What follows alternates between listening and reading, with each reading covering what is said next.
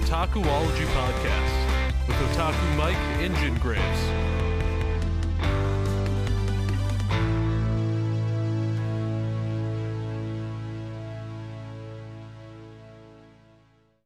All right, let's do it to it. I'm ready to record. Oh, Jesus Christ. Yes, Hey, guys. let's What's up? Jin here, back with another episode of the best podcast in the world, the Otakuology podcast. Yeah, he is definitely right. We are the best anime, manga, nerd, pop culture podcast out there. Just two dudes touching tips. We're not ashamed. Jesus Christ. Jen is my heterosexual life partner. I'm going to tell your woman you said that. It's okay. She listens to the podcast. She knows about our relationship. I'm gonna have to tell her that too. Be like, so you're my heterosexual life partner too? Yeah, you are. It's gonna be like Three's Company. Anyways, it is Christmas time, and what are we talking about today, sir? We're gonna do a Guardians of the Galaxy special ASMR. Oh yeah. Yeah, let's do it. We're not doing an ASMR, guys, but we are covering the Guardians of the Galaxy special. So this takes place after the events of Thor: Love and Thunder, because Thor's not there. Right. This takes place like way. Like there's so many extra connections that we have from Yes. like after credit scenes and all this other stuff, like Cosmo being there. If anybody doesn't know that, telepathic dog, kind of like Lockjaw, but not the same. It's just like a golden retriever in a little spacesuit that can move shit with his mind and talk, right? But let's get into this and talk about this. Like, so when we get into this, we see little Peter Quill, young Peter Quill, Star-Lord. We see animated Peter Quill. Yes, and did you get the reference to this? That it was animated? No, like what it was referencing, like the animation style. I don't think so. So it was referencing the old Star Wars holiday special, like animated style. I did not know that. Yeah, well, you can only watch like one segment on Disney Plus, and then you can't watch any more. It's like the Boba Fett segment of that, and that's what it was referencing. And you find out that Peter is celebrating. Do you remember who he's celebrating with? Because I forget what his name is. Yeah, he's celebrating with. So is it Kurglin? Is that what his name is? Yeah, Because I almost want to call him Kirkland, but I know that's not his. Yeah, I think it's Kurglin. Yeah, he's James Gunn's brother. He also plays the in-person double for. Apparently.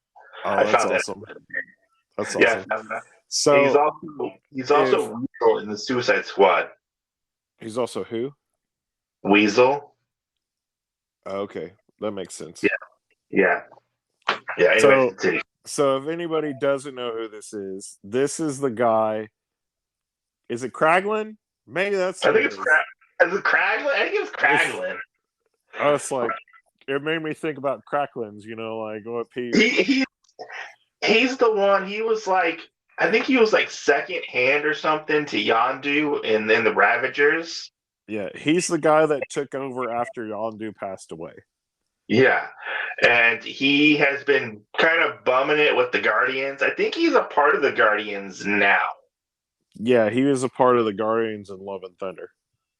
Yeah. And he ended up getting Yondu's fin thingy, which I kind of want to talk about that in a little bit. But we get them to celebrating Christmas. Yondu comes in and he's like, bitch, I don't know what this Christmas Santa thing is, but we don't celebrate Christmas in outer space.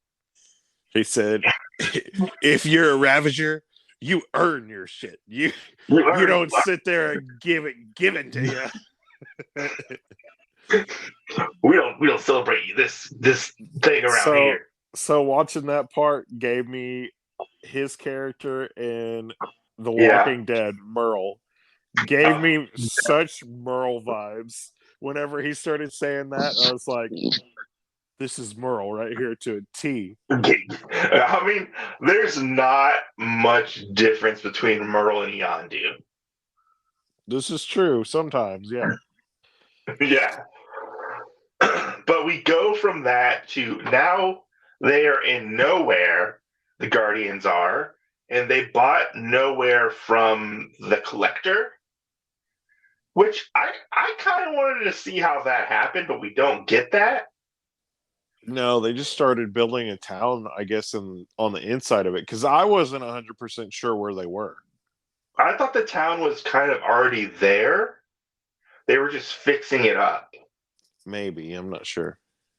Because Nowhere is basically like a city within the head of a dead Eternal. Oh, sorry, a dead Celestial, sorry. Yeah. And I love the interaction between Rock and Cosmo, where Rocket's talking to Cosmo about her powers. Yeah. And she's like, come on, you're a telepath. Come on, like, you can do this. And is Cosmo a boy or a girl? I think Cosmo's a girl because it's played by a girl. Okay. So I thought it was a girl. Yeah. I thought it was a boy, so I don't know. I think it was a girl. I don't know. But I like Cosmo. I like that Cosmo showed up in this because Cosmo showed up at the end of the first one and then in the second one. But now Cosmo's a bigger part. Yeah, because Cosmo was in a cage, and then at the end credits of one of them was busted out. Yeah, it was the first one.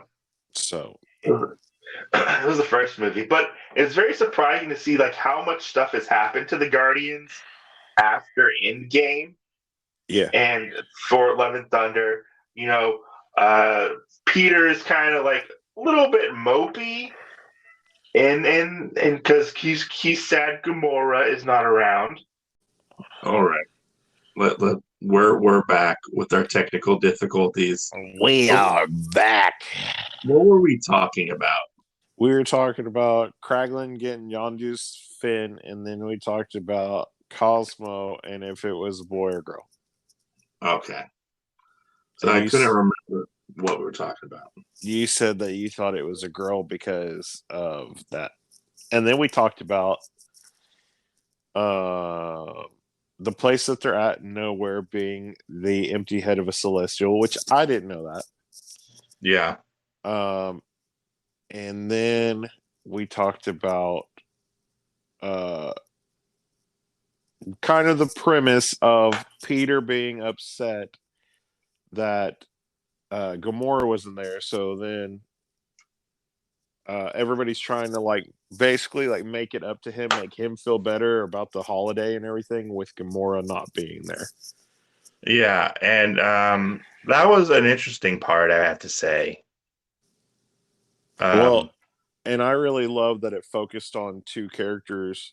Like, if we take kind of the last few movies that everybody has been a part of, like, of course, all these people kind of played a part in Love and Thunder. Yeah. But Nebula played a really big part in Endgame. Yeah. You know, and so I feel like in this movie it was really good. Well, and then Groot got his little special thing that actually is in the past, but you know, his little one-shot thing. There's like 5 of them that you can watch on Disney Plus. And so he kind of got his own little like thing. So I really enjoyed this one because we focused more on Drax and Mantis. Basically this whole thing more so revolved around both of them than it did anyone else. And so what they end up going to do is they want to make Peter feel better.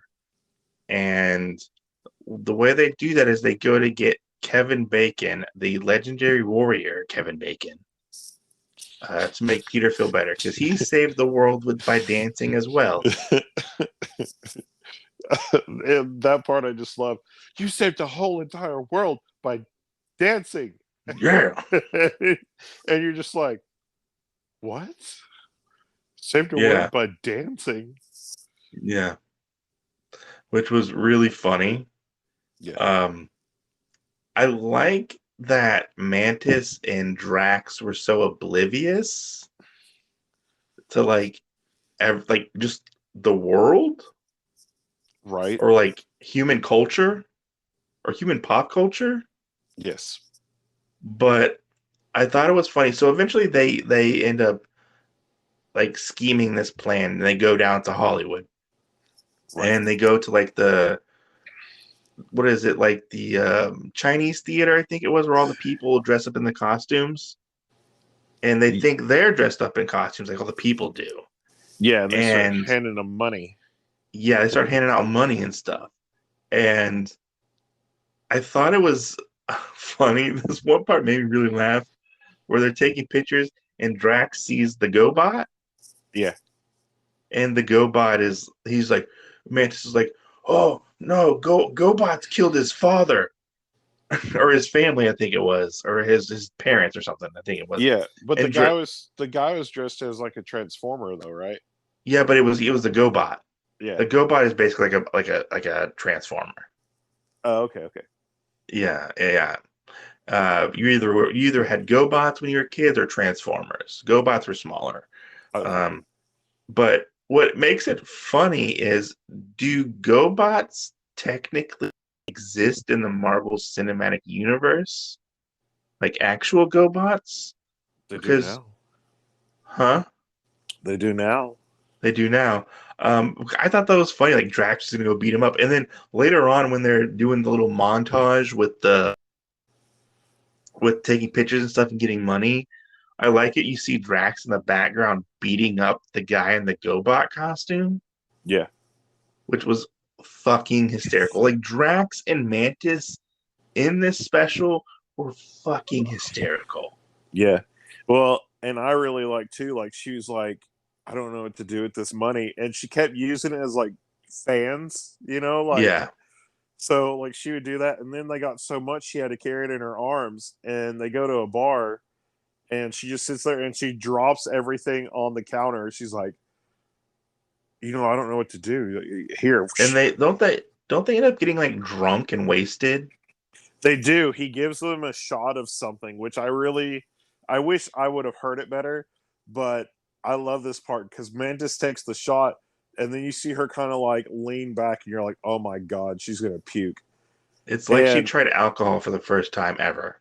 yeah, and then she opens her mouth and you just see she's like, ah, and like just the smoke from the alcohol is coming out. And Drax is like, is it good? And she goes, I like it. Give me more.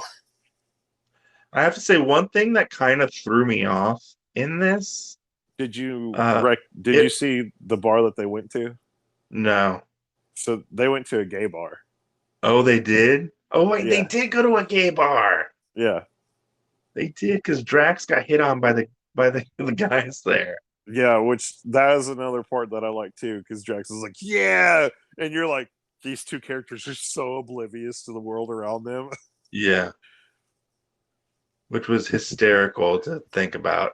Yeah.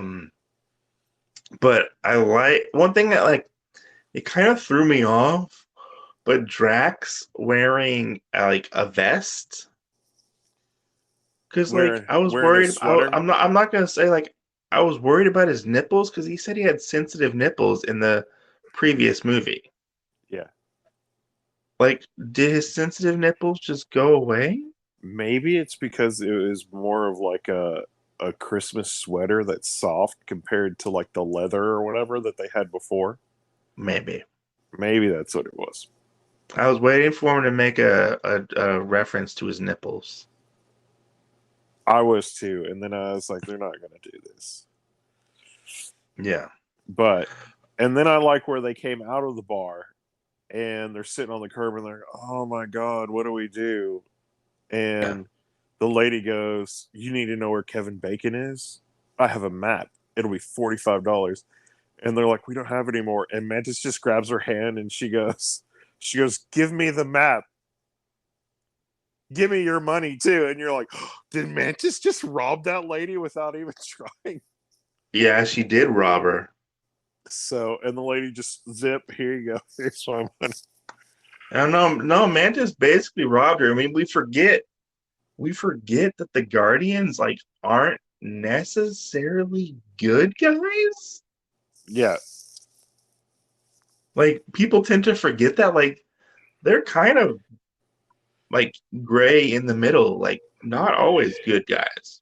Well, and then if you like really analyze the team, you have to realize too, like, besides Groot is more like the Deadpool character. He's like, oh yeah, I want this, I'll get it. You know, like other than that, you have Rocket and you have Peter and you have Nebula, which all of them are pretty sane where they're like, we probably shouldn't do this, you know, like unless it's for a good reason. But then you have Drax and Mantis, which are like, let's just do this for fun, you know, like they don't know. They don't know. Nebula was really fucking funny in this. Like she was to the extreme, like the entire time. Oh my god, her dancing. We'll get back to Yes, the dancing, but her dancing, oh my god. her dancing was Uh, funny. It was like angry dancing.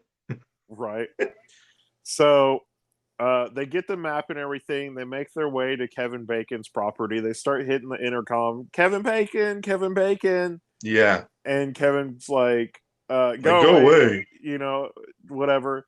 So then it's funny because, like I said, both of these two are perfect together. Mantis is sitting there thinking, like, Drax, do you think you could throw me over the gate? And he just Yeah, grabs her and throws her over the gate. yeah, he And she does. He goes, does. He just throws her.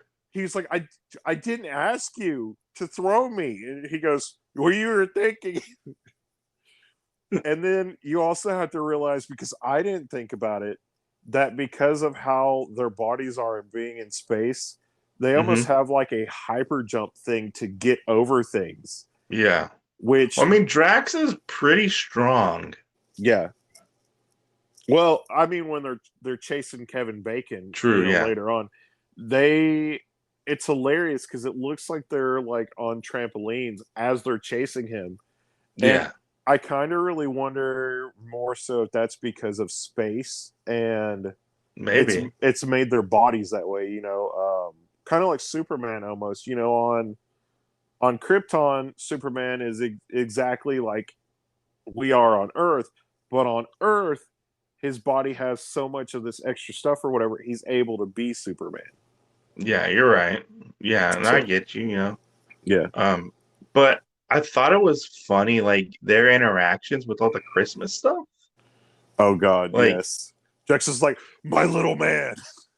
like Drax becomes obsessed with like an elf, like an Elf inflatable Quill. elf, Yeah. and going to like get Kevin Bacon and like it's almost like a horror movie esque scenario where they're breaking in to go capture him. Yeah. And he's like, and that part was like hysterical. Like the way like Mantis showed a wide range of character in this particular little special. This is The true. Christmas special. Because Mantis is definitely somebody who gets put off to the wayside. And she gets so much character development in this one tiny little, like Well, 50-minute short. that's true. Well, and then the other thing is like one of the other reasons why they wanted to come get Kevin Bacon and everything, but because Mantis brings it up, which I feel like it's something we should all know, but until it was really said in this special, it didn't ever seem like it clicked because she's talking to Drax at one point and she goes, you know, like Eon and whatnot, like was my dad. You And mean Ego? Ego, yeah. And she's like, that was my dad. And she's just kind of like really laying it out for us. And she's like, you know, and Peter's his son. And then you're like, no shit. Like, Yeah. Like we knew it, and then you're like, wait, that's true, that's right. Because it wasn't touched on in the movie, basically, that is. And so Mantis wants to go on this journey to get Kevin Bacon because she doesn't feel like it's good enough to tell Peter, like, hey, I'm actually your sister. Yeah. No, I get it. Yeah. So, and that's what kind of all of this alludes to at the end is Mantis being able to get the courage to say, Peter, I'm your relative, basically. Yeah. But no, I agree with you. She has a lot of character development. I think she sometimes has more pull on Drax than even Peter does because when they get out of the house and he's like, I left my little man inside. And I love that. I love that part. I love that part where he takes a second to basically like, I want to go back for my little man. And he like takes a second to be like, fuck Kevin Bacon. I want my little man. yeah. Oh, well, I mean, and then there's even more to it because then Mantis goes, are we going to do this for Peter or your little man? He goes, my little man.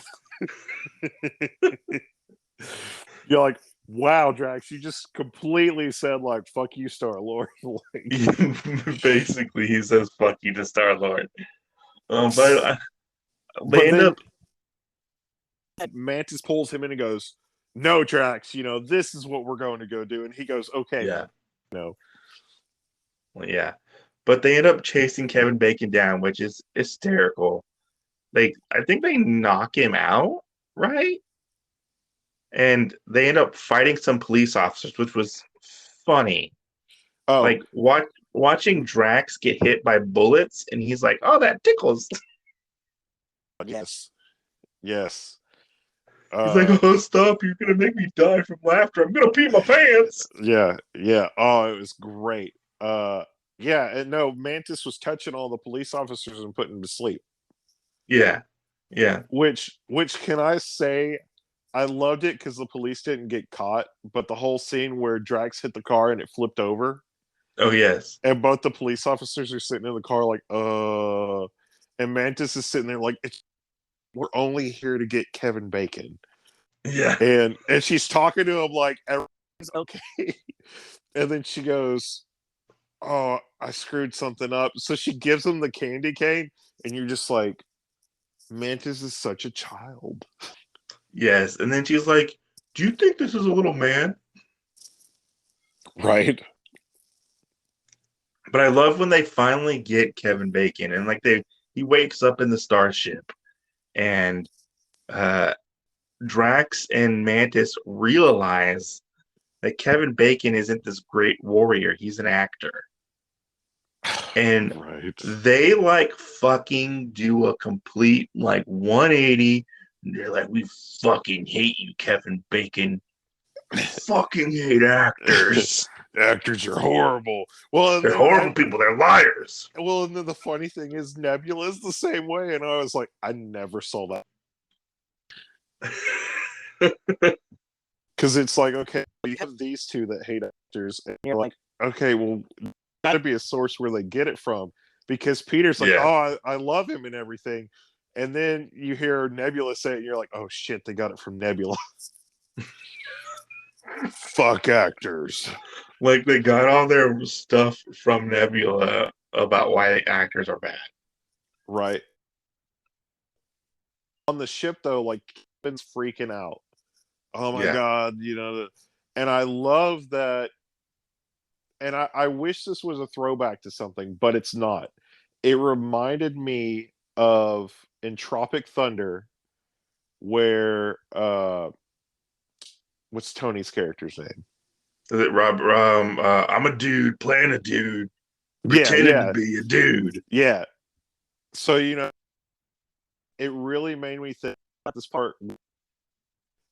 Man grabbed Kevin, and is like, I need you to act cool. Okay, now I need you to act like yourself and be cool. Okay, now I need you to do this. And it really seemed like she kept adding layers to his character that it's like, okay, yeah, I'm this cool guy. Like be the person you're playing in the movies. Yeah, but Still be yourself though, you know, and Yeah, then yeah, but I need you to be a hero as well. yeah, This layer upon layer of this is what I need to be, but I need you to do it. And it was like, okay, we're already starting at like the first shitty layer she gave him of stuff, and every other layer didn't really add more to it. It just kind of made it worse. yes. You're not wrong about that. And then Like, with that part, it really reminded me of you remember when we did Turbo Man, and in Turbo Man yes, um, where comes out because he doesn't know he's in the Turbo Man suit. He knows somebody's yeah. putting shit on him. He comes out and he goes, "Oh, I'm Turbo Man." Like I felt like that was Kevin. I'm here on a Like, planet. oh, Woo! like, oh, I'm Kevin Bacon. Ugh. Yeah. But being this hero, like, yeah, I'm Kevin Bacon, the hero. Yeah, but I thought it was a very sweet moment where they take all of nowhere and like Christmafy it, like Yeah. Christmas it up, Yeah. because what we forgot to mention, like they ended up stealing a bunch of Christmas stuff. Oh yeah, they stole like an entire store, like Yeah, all the stuff that was in it. But it's a really good moment, like you said. I love seeing where we see this expression of like being a little kid. yeah, He goes through yeah. and the lights just keep coming on or whatever, and he's like, "Oh my god, you guys shouldn't have." And then you hear Kevin go, "Guys, there's no air holes in this box. I'm going to run out of air." And then you see this look of complete and You utter you dread. see the look on his face, like Star-Lord's face. Like he Yeah. goes from like happy, like surprised happy to like fucking mortified. Yes. Yes. Oh man. Like he's like, "What the fuck did y'all do, guys? Who's in the box?" It very much reminded me of Seven. Like, what's in the box? What's in the Oh man. box? Well, it made me think about Family Guy, where they're like, "Hey, Meg, we got you a pony last year," and then it's all skin and bones, and you're like, But "Oh yeah, shit." Kevin Bacon pops out of the box and he's like, "Oh, hey, how's it going? I'm Kevin Bacon." And then you see Peter without a beat, without a misstep. He's like, "You fucking tranced him, Mantis. Like, get him out of this trance." And I love this when you see Kevin Bacon's trance like break and like he realizes what exactly is going on and how like what the situation he's actually in, and like he sees like Rocket and like freaks out and Rocket tries to kill him, and um Peter's like very much like uh the voice of reason Right. in this scenario Yes. because I mean it's Kevin Bacon, and uh very much a lot of influenced, or Peter is influenced heavily by Kevin Bacon's characters that he played in his Oh yeah. movies. Yeah. 80s music and Kevin Bacon for sure.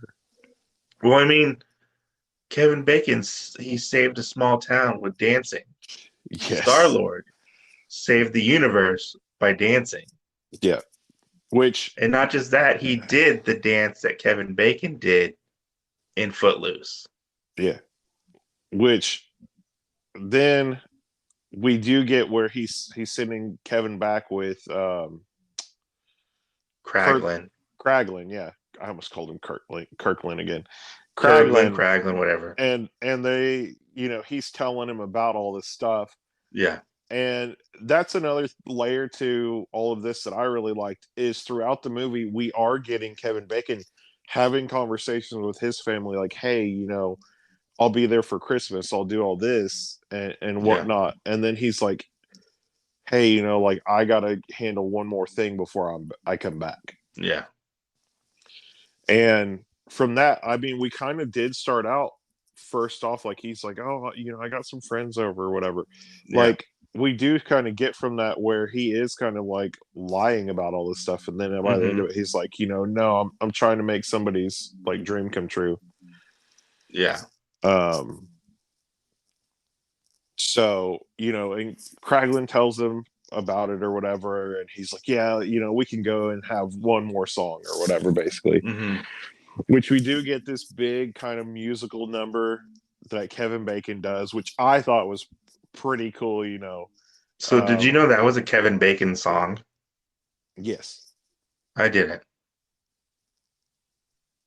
I have to say, this is where the special, I feel like, had another misstep in the fact that Kevin Bacon and Star-Lord did not dance together. This is true, but I only have to refer to one thing. Nebula's dancing.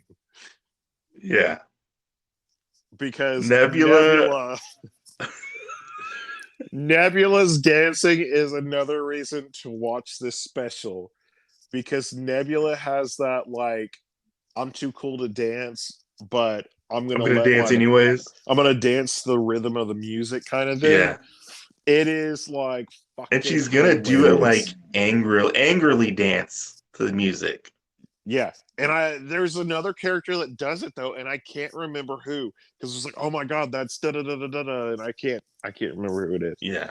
But there's another character that dances that way, and it made me laugh. But I love after they do all that, they start to like give each other gifts and stuff. Yes. And Nebula gives Rocket Bucky's arm. Yeah. Like, did Nebula just go off and like beat the shit out of Bucky and took his arm? No, I really think that this was his old arm. But it wasn't his old arm. It was his arm that he got from Wakanda. I don't know. You think that they're alluding to something? Maybe he'll get something else? Maybe. Did Nebula take his arm? Because that was the arm from Falcon and the Winter Soldier. Well, I don't know. Because I was thinking it was one of the arms that somebody did something to and got ejected from him. But that was his Soviet Union one. Yeah, this one was black and gold, just like the Black Panther. I'm going to have to go back and look at it, because I swear to God it was straight silver. Yeah, it was black and gold. Like, because there was no star on his arm. Right. No, I didn't see a star, but I thought it was entirely silver. No. It was like black and gold. I had to go back and look at this. Yeah. Shit. I want to see that story. I need a special where Nebula goes off to track down Bucky and beats the shit out of him. Give me your arm. What?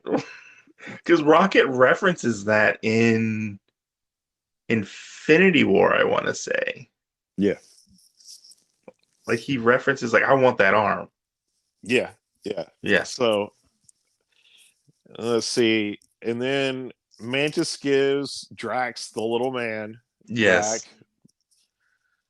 And then, does somebody give Groot? Who gives somebody something first? Groot gives all of them like little like dioramas he made. Yeah, he gave them dioramas of the shit that happened in the special. Yeah. I was like, what the fuck? But somebody does something else first, and I think they give it to Peter. Maybe. Or Peter gives it to somebody. I can't remember. Oh, Peter gives Groot a Game Boy. That's right. He gives him a bigger Game Boy. Yeah, he gives him like the original Game Boy. Yeah. He's like, oh. Which, I mean, I thought it was funny too that Groot's like bigger than Drax now instead of his little skinny form. But did you see like looking? Yeah. Like he didn't like he's like just past his puberty phase. Yeah. He's fucking like Jack now. He's like Jock. Teenage He's fucking Jock. like yoked. Yeah. But with like a weird baby head. That's true. Yeah. So, Yeah. but I mean, the rest of the special is really good. We get all this stuff going on. It's all merry, and then they tell Peter like why they wanted to do all this stuff for him and whatnot. And then he's like, uh, Kraglin doesn't know the whole story, okay? Yeah. Which I gotta ask, was Kraglin not a human? What do you mean? Like, because Kraglin didn't really know about Christmas ish, right? Christmas, because he was the Okay. only other person celebrating it with Peter. Okay. Part confused then. Okay, never mind. Yeah, because at the very beginning, both of them are putting the tree together. Yeah. Now he might not 100% like have celebrated it till Peter got on board with them, but I'm pretty sure he knew about it. Yeah. So, and all that stuff and whatnot, and everybody, send Kevin Bacon back home, whatnot, and then we get the very end where we have Mantis telling Peter, like, I'm your sister, blah blah blah blah blah, and he goes, "This is like the best Christmas present I could have ever had." Well, because like all, Yeah, that's true. And his family became the Guardians. Right. After they kicked his estranged uncle out. You know what? I guess What popped would in have been my head Thor. though was always when they would say like sister, it was like the Joe Dirt scene. Oh, you're my sister? You're my sister. Oh my god. You're my sister. Goodness. Yeah, that's what popped in my head. Yeah. But like Werewolf by Night, this special actually had a credit cameo thing at the end, which I was excited to have one, in a special, basically, which was Rocket and Cosmo decorating Groot up like a Christmas tree. Yeah. Groot like moves and all the Christmas lights fall off. Yeah, they're like, we're done. And then Groot just puts his arms down and they go. Yeah, it was funny. Let me ask you, all in all, what did you think about this? I enjoyed it. I think it was actually kind of funny, especially at that ending credit scene where Groot does that, and then Rocket says, "Well, great, you've ruined the special. Now we have to film a whole new one."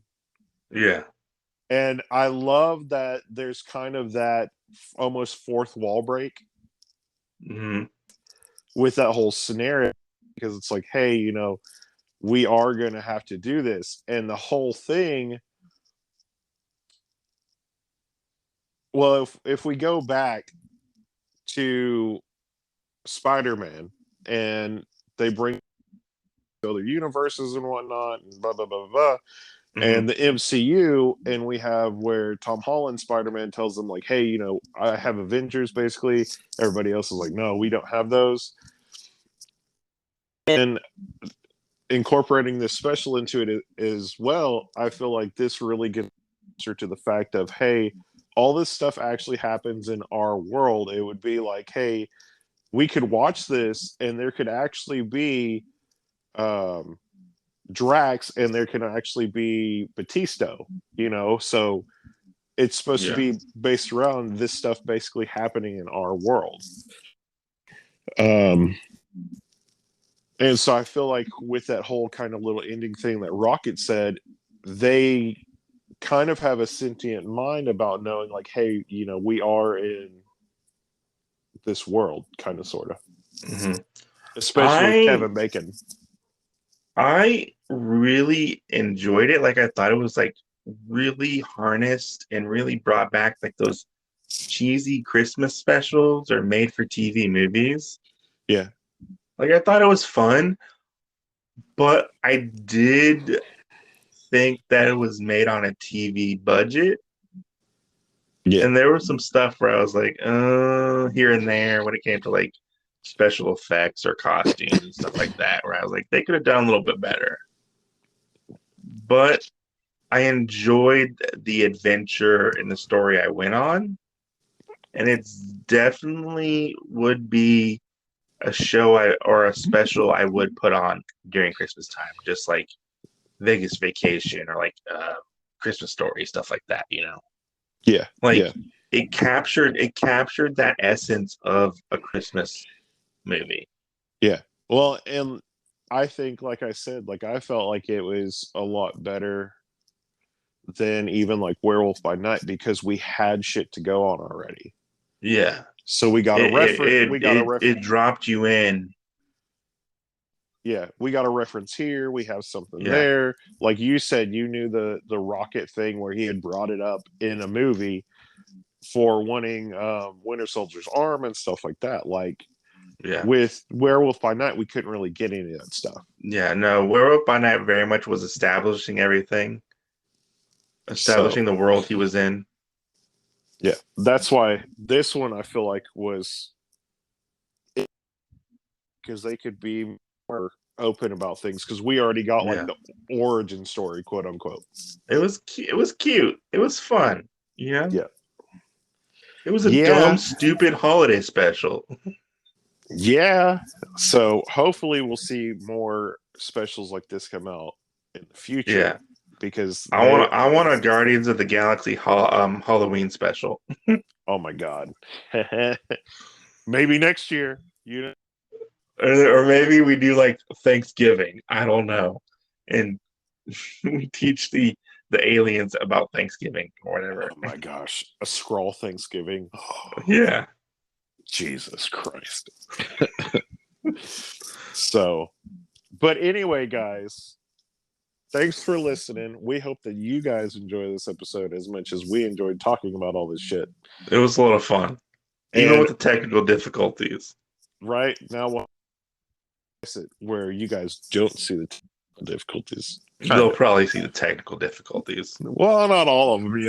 At least we're not going to throw all 7 recordings or 27 recordings together. So eventually we'll get things right, guys, and we'll be back on the mend. Right. So again, thanks for listening, and we will see you next Tuesday. Bye.